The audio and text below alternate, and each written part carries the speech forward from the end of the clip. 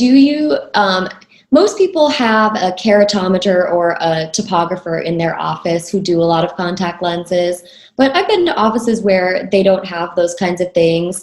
And because many of these specialty contact lenses are custom designs, you can basically make these contact lenses into anything that you want. So you can have any type of base curve, any type of diameter.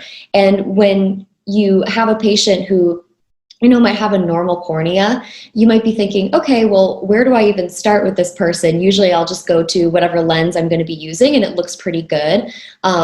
But especially for people who have some disfigurement, you might be thinking, okay, their eye looks a little bit different. They might have a really big scar. Like what type of base curve am I going to be dealing with? So if you don't have a topographer to go off of, that is totally fine. What you're going to want to do in office is take some of your diagnostic lenses that you have, AccuView Oasis, literally anything where you know the base curve and the diameter, and pop a couple of them on the eye and see which one looks like it's working really well for the eye, and then write that down. And when you're ordering the custom lens, you can make it very similar to what the patient was wearing in your office.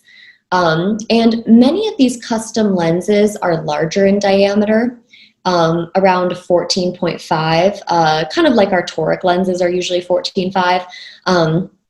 The reason being is because sometimes when you put some coloring, a tint, a prosthetic onto a soft contact lens, you have to make it a little bit larger so that generally the lens decenters a little bit temporally. So if it does decenter, you still have the color where it's supposed to be and it looks normal. So the lab will sometimes want you to make them a little bit larger.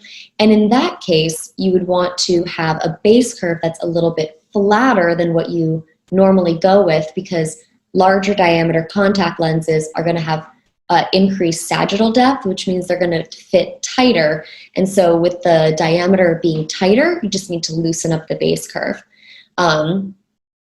So put some diagnostic lenses on, look at how they're looking on the eyes. If you have to go a little bit bigger and say like an 8.6 and a 14.0 looked good, if you have to go to a 14.5, just make sure it's like an 8.9 or something a little bit flatter than that.